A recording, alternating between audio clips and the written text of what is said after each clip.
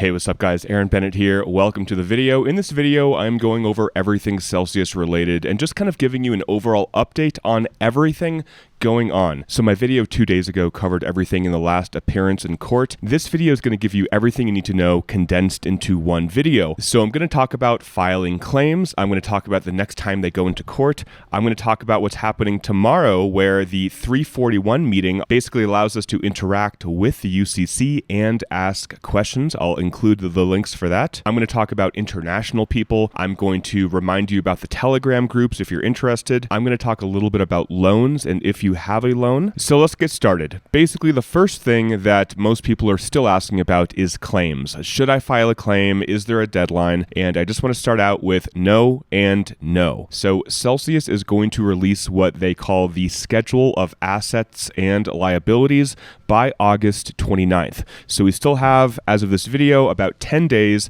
until they are supposed to release that. Now, once we get that file, it will show exactly how much they owe each and every one of us. Now, I hope that it will be anonymous. I've seen some motions go through, basically, hey, don't publicly say or don't publicly print how much each person is owed, because that is a security risk, and I'm really hoping they don't do that. But we will get a file with everything that Celsius owes us, and then if there is a discrepancy, if they say they owe us 10 grand, but really they owe us $100,000, then that would be a time to file a claim. So I will definitely cover everything about that when that gets closer. And the next time Celsius is going before the court is September 1st. So again, we have about 13 days or so. So I will definitely update you if and when I see a link if you want to basically join the Zoom call like I did in my video 2 days ago. So if you want to watch it live, I will send you the link and I will make sure to cover that if that happens. So let's head to the computer right now. The Celsius UCC on Twitter, if you are not following them, highly suggest you follow them, says tomorrow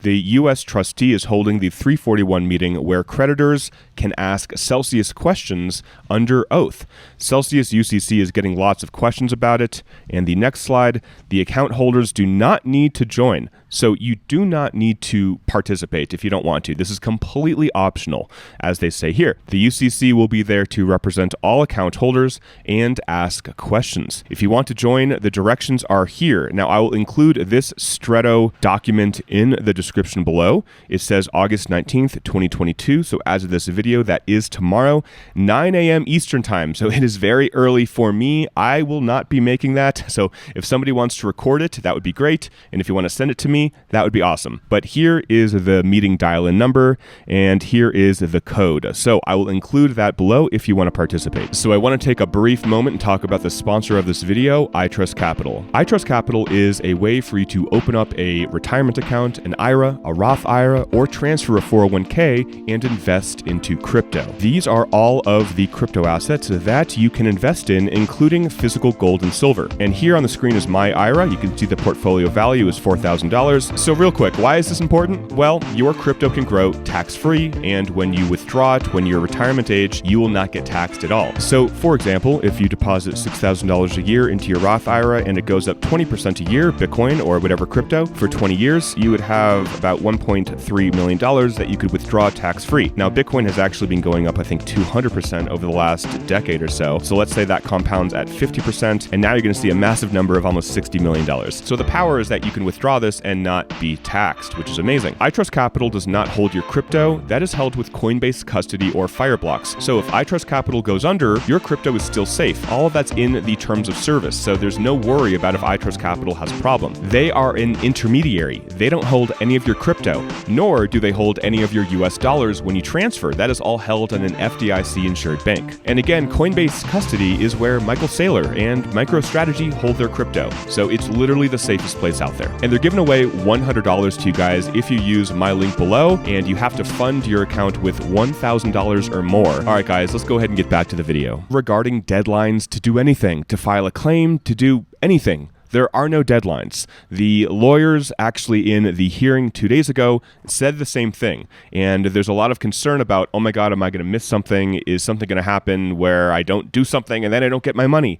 No. It will be so clear when you need to do something. We will get emails. We will get probably a physical letter in the mail sent to wherever we registered for Celsius, whatever that address was. I will be talking about it a lot Other YouTubers will be talking about it. It will be very, very obvious when you need to do something.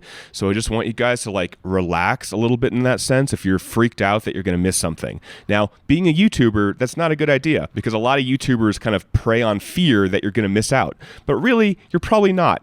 I'm going to cover it, subscribe if you haven't already, and you're going to hear about it one way or the other. So I just want you to relax. Our lives are already so stressful anyway. You don't need to add the added stress that, oh my God, I'm going to like miss something huge. Just check on my station every couple of days and I will definitely let you know. Now, there's a lot of questions about international people. Are they represented the same way that US people are represented? Now, this is a great question for the UCC tomorrow. And basically, everything I've heard, and I've listened to basically everything, there's no difference between international and US creditors. We all fall into the same group. If that changes, if I hear something that's different for if you live in the UK or the EU or South Africa or Australia or wherever, I will definitely let you know. But as of this video, I have not heard of any differences regarding where any creditor lives. We are all right now in the same boat. So now I want to talk about the Telegram groups and also the email for the UCC and their Twitter. In my previous video, I included all of the groups. We have the Withhold Group, Loans Group, Unaccredited, Custody, and Clawback Protection. Now, I will just include these in the description below for this video as well. Also, the email for the UCC and also their Twitter. So you do not need to join the Telegram groups, but if you want to, you can absolutely do it because if there is some class action suit or they're trying to get a retainer if they want to have representation and you fall under one of these categories, and that doesn't stress you out, then go ahead and join because it can't hurt. It will just keep you involved in whatever category you happen to fall into, or maybe you fall into a few categories, like you have a loan and you had crypto in custody and you're worried about a clawback, and you have most of your crypto in the unaccredited earn. You may want to join them all, or honestly, you don't need to, but I'm going to leave them below if you want. So now I just want to briefly mention loans. Now, in the last hearing, the lawyer for Celsius is still saying that they don't quite know exactly how collateral is going to be viewed, and it was very frustrating to hear that. But what I would do, and this is not financial advice, if Celsius was requiring you or basically saying you must wire us US dollars in order to get your collateral out,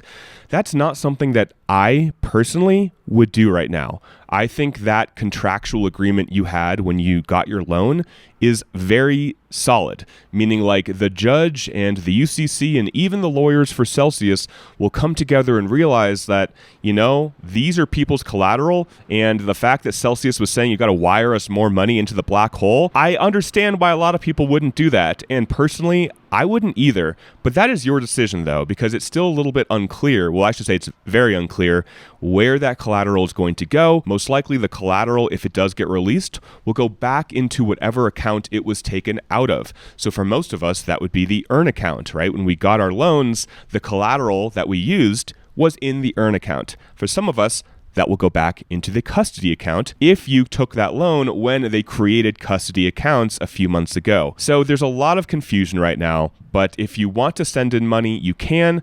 Personally, though, and not financial advice, and you can consult the UCC for this, which is probably a good idea, I would not be sending in more US dollars via a wire right now. If they want to liquidate my loan, go for it. There's so many people in this situation with loans, and there are members of the UCC that have loans. So if you really want to ask the UCC what they think, you can definitely do so. Again, I have the Twitter and the email below. And again, not financial advice, just sharing what I would do if I had a loan right now. So guys, that's it for the video. I just wanted to update you on everything going on. Again, the next time they are in court, February 1st, if I'm able to share a link for you to register, I will definitely do so. Right now, I have not found it, so I cannot share that with you yet. And tomorrow, they are having that meeting for all creditors. It is not mandatory, but if you want to and you can make it, you could definitely join. And I believe you can just ask questions. And it can actually be a really, really good thing. So again, if you are able to record it, if that's legal, I'm not going to be able to make it, but if you are able to record it, I would appreciate it if you do, and you can send that to me so I can probably make an update video on it and explain everything that went down. I am going to include a couple donation links. You don't have to do so, but there's been a lot of people basically saying, hey, I want to help you. I want to contribute to what you're doing. You're really helping out the community. So I really thank you guys for saying how much I'm helping. That's really, really awesome. I'm really glad, by the way. And I will include some links like a CashApp or a Venmo or, maybe a Bitcoin address as well. So if you do want to, you can. That'll be below, but you honestly don't need to. But some of you guys have been asking. Again, link below for iTrust Capital. They're giving away $100 when you fund your account with $1,000 or more. And this is, again, where I have my crypto Roth IRA, where it can grow, crypto can grow tax-free. And when I am 59 and a half, I can take all that money out and I am not going to pay Uncle Sam a freaking dime, which is awesome. All right, guys, that's it for the video. Talk to you soon and bye for now.